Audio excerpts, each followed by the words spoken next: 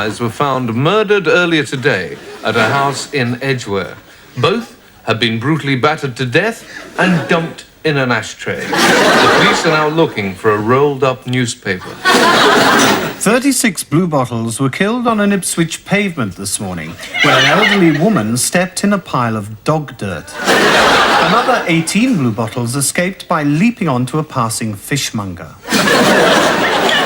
And in Scotland, 10,000 fleas were involved in an accident when the vehicle they were driving, a hedgehog, careered out of a field and onto the northbound carriageway of the M6. British Rail are to prosecute a caterpillar for trespassing on the railway line. Apparently it was spotted chasing after the 810 from Dorking to Victoria and was arrested when it eventually boarded the train. A large family of head lice were evicted from their home today when Bob Geldof combed his hair. And finally, the black widow spider who refused to eat her husband after copulation is now suing him for divorce after catching him being eaten by his secretary. And that's the news from FLY. Good night. Good night.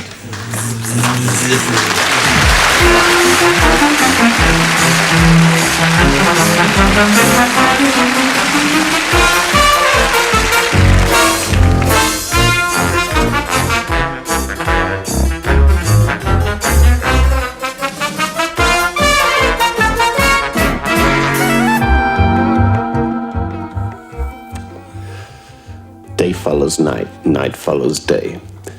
That's the way it is. Existence is everything and nothing. Existentialism is a life within a life, and the soul is the center of the being. Hey, it's Jack Nixon talking you through the early morning hours, so why don't you give me a bell on 828-0244 and let's relate through the medium of language. Meanwhile, we apologize for the delay.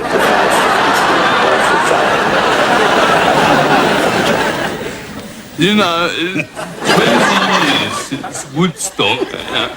I'd really like to go back. So I like to go back and see what we missed the first time, you know. Yeah, like the toilets. I may be an athlete, but I'm also a woman. Well, yes, some people may say taking anabolic steroids can give a woman facial hair and make her voice much deeper. But even an athlete wants to feel feminine, and that's why I use eau de javelin. Eau de javelin. Have you got the balls to wear it?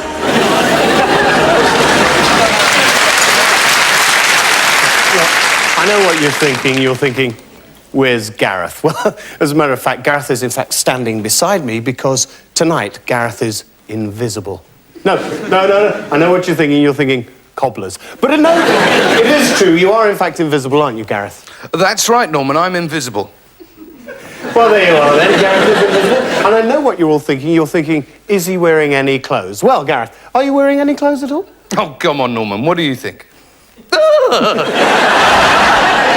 Well, there you are. Gareth isn't wearing any clothes at all, is he? Now, look, Gareth, we have a few skeptics in the audience who don't actually believe that you are invisible. So, to prove that he is invisible, Gareth, would you like one of these cigarettes? No, thanks. I've just given up. I see. So, just to prove these skeptics wrong, what, in fact, can you do to prove to us all that you are invisible? Well, I could pick up that jug and pour myself a glass of water. Could you really? I could, but I'm not thirsty. But by offering to do that, that proves without reasonable doubt that you are, in fact, invisible. Now, Gareth, perhaps you could tell me, what are the advantages to being invisible? Well, I've been offered my own show on Sky Television. I did say advantages, Gareth. Anyway, on with the show. Another advantage of being invisible is I can sneak into dressing rooms without being seen. Oh, that's very nice. Yeah, I was in your dressing room this afternoon. Really? By the way, who's that girl dressed as a French maid? Well, I don't think we've really got time to And discuss. if my invisible eyes didn't deceive me, Norman, were you chained to a bed being soundly... I'm sorry, just a moment, please. Oh!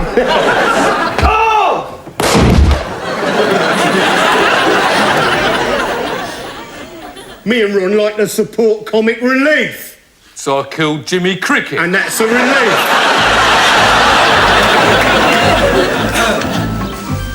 This week, on The Disappearing World, we ask, has anybody seen my lawnmower?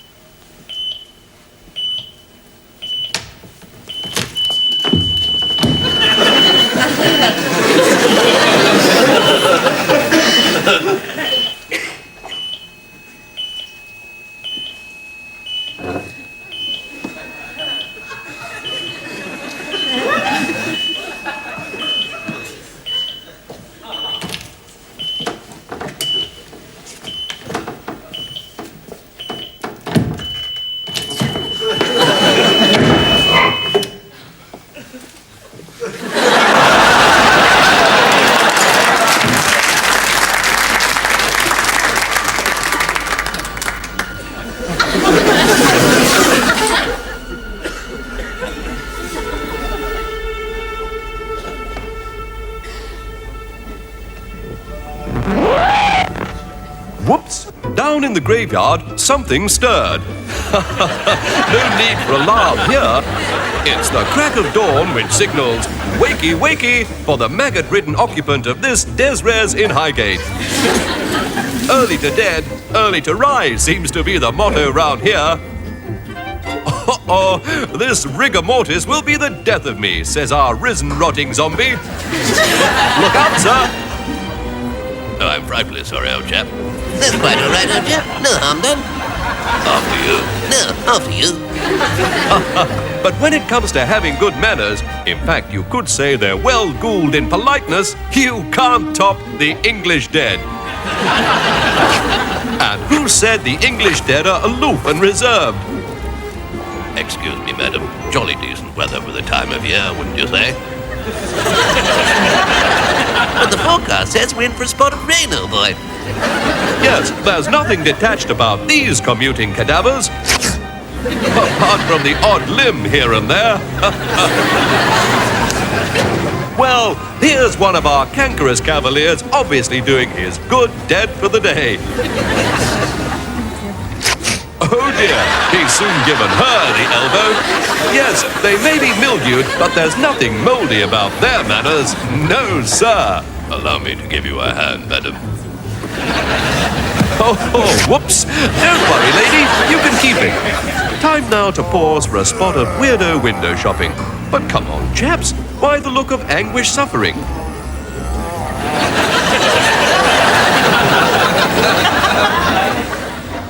Aye, looks like someone asked them to keep an eye on the shop. Yes, at last they've reached Journey's End. And sadly, fun time's over for our two fungus flake friends because, well, let's face it, these days, even the dead have to make a living somehow.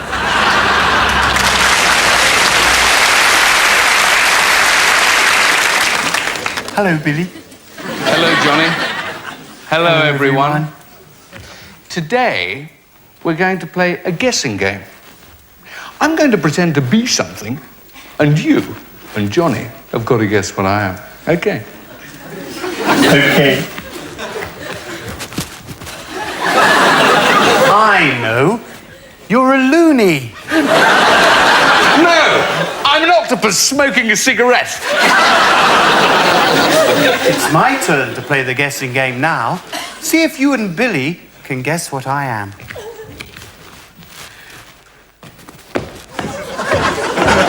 I know, you're a soldier marching. No, I'm a dwarf milking a cow. It's my turn again now. So see if you can guess what I am this time. I know, you're a statue. No, I'm Margaret Thatcher doing all I can to help the poor people of this country.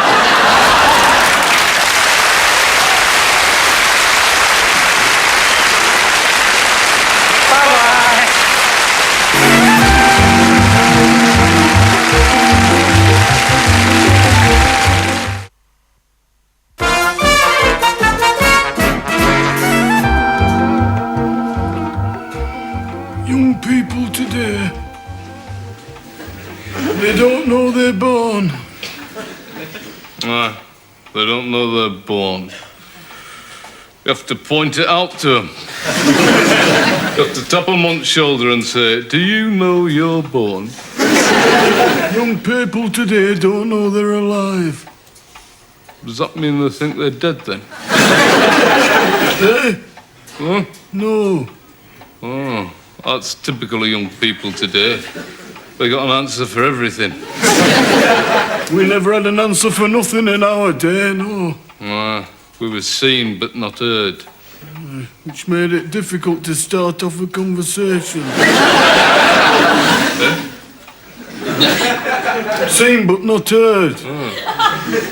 We used to have to mime. If you wanted something, you had to mime for it. Life were one big game, mate. Give us a clue. But it were a laugh, though, eh? It were, before that Lionel Blair were in it. Young people today get everything too easy. We used to have to wait to get what we wanted. My mother had to wait 42 years to get what she wanted. What were that? Me dad to die. Young people today, they get things too easy. Cars, houses, holidays, sex. Aye, sex, aye. They want something and they get it straight away. Lucky bastards.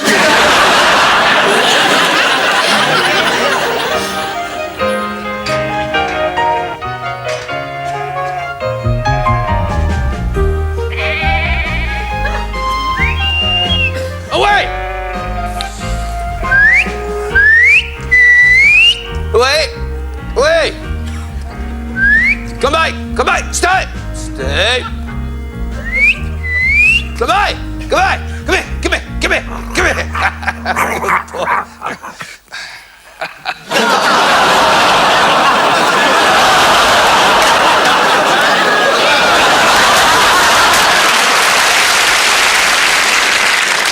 Darling, well done.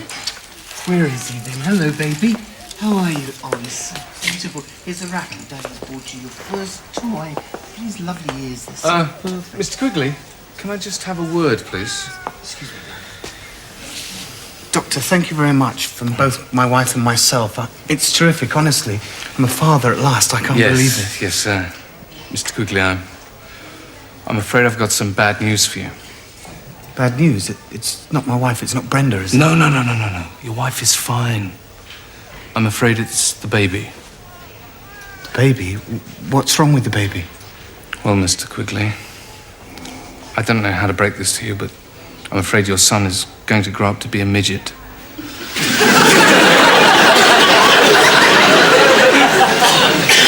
What? A midget, Mr. Quigley. I've had a look at him, and in my opinion, he'll never grow taller than 2'6". He's got all the symptoms. Symptoms? What symptoms? Well, just have a look for yourself, Mr. Quigley. Just look how small he is. What? I weighed him myself. He's only 8.5 pounds. Doctor, he's less than 1 hour old. How much do you expect him to weigh? 8.5 stone? Of course not. But I would expect him to weigh somewhere in the region of 4 stone. 4 stone? Yes, that's about the average. Who the hell are you? I'm Dr. Price, the noted obstetrician.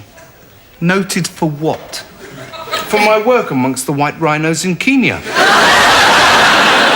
Have you ever seen the size of a baby white rhino? You're a bloody vet, aren't you? What kind of a hospital is it that lets a vet deal with human beings? It's called an NHS hospital. Yes, well, I'm taking my wife and son out of here. Mr. Quigley, don't do that. It could be very, very dangerous. Why? She's only had one. The rest of the litter could be along any moment. This man is Jeffrey Perkins, an ordinary man in an ordinary family leading an ordinary life. But in a few moments, Jeffrey Perkins' tranquil existence will be shattered, his life becoming a tormented nightmare of oppressed anguish.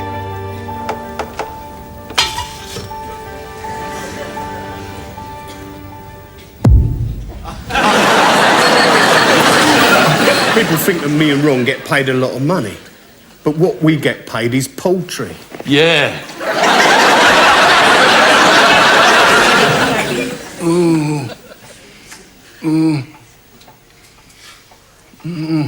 What's the matter? Got a bit of trouble with me bowels. Trouble with your vowels? No, trouble with me bowels, eh? Eh? Aye. Oh. You as well?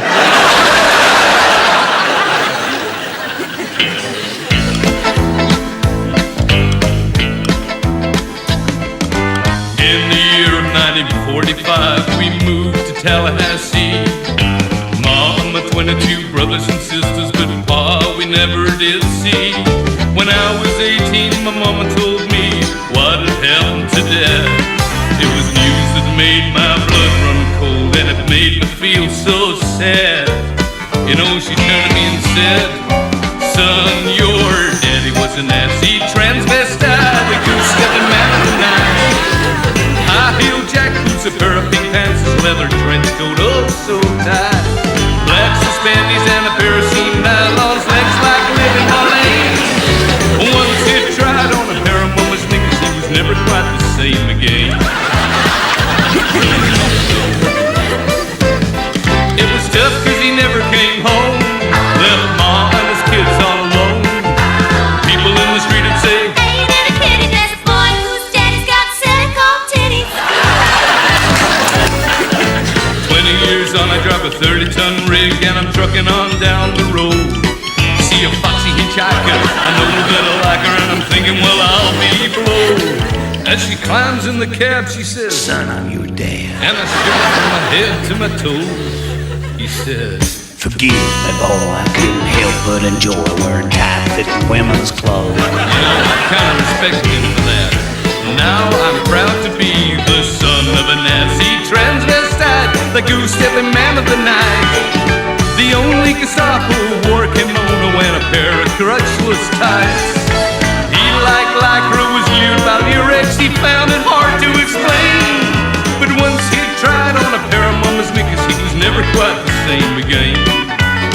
You know, folks, when I walk into a bar with my dad, I hold my head up high, cause those sons of bitches are as jealous as hell. I thank God he tried on a pair of mama's knickers and he's never been the same again. That's my boy.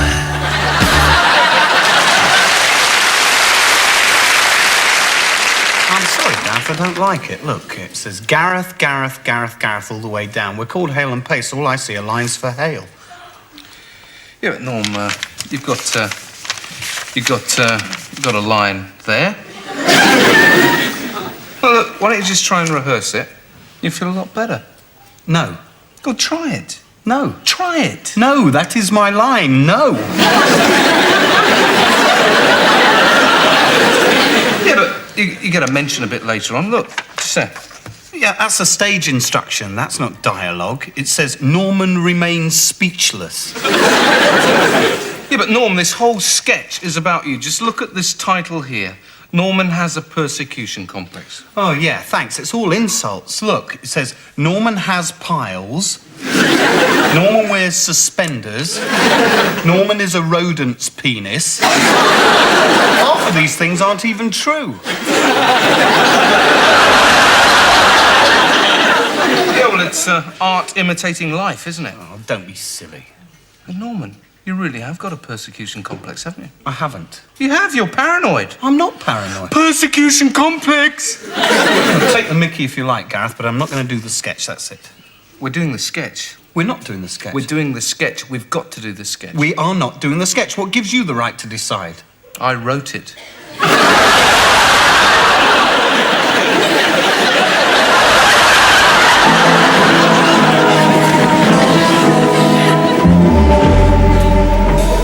Brethren, let us begin. It is meet and it is right what we will perform tonight. So mote it be. Master Decorator, is the initiate ready? Aye, worshipful handyman. Then bid him enter.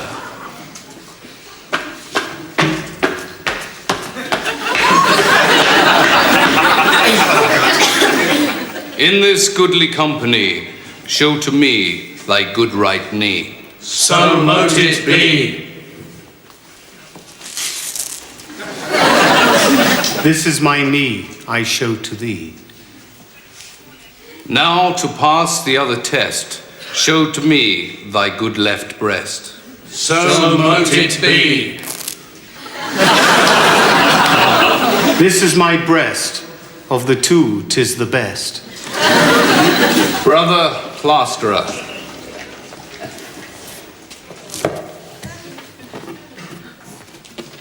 With this sturdy red balloon, on your head I'll play a tune. So mote it be. I've got a lovely bunch of coconuts. Coconuts. It is done.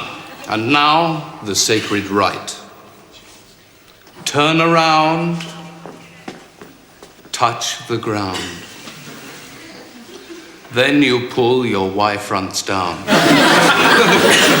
So mote it be.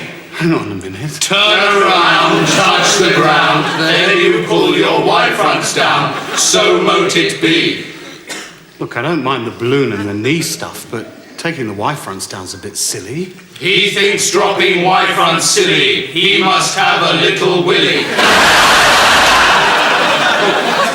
Sorry, this is ridiculous. I don't mind doing things by the book. He will do it by the book, but let's just have a crafty look. No. Do you want to be a handyman? Yes. Then climb forward and take the sacred step. You have learned the sacred law, and thus will gain your just reward. These Masonic bricks of mortar will teach you not to screw my daughter.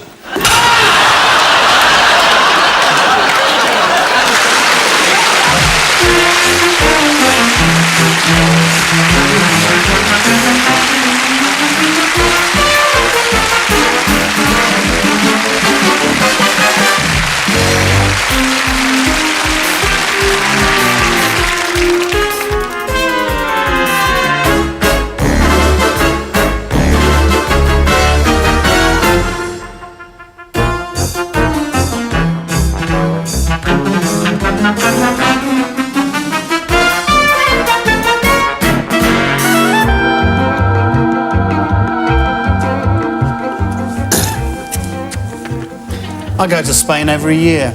I always bring something back for Mum and Dad. This year it's typhoid.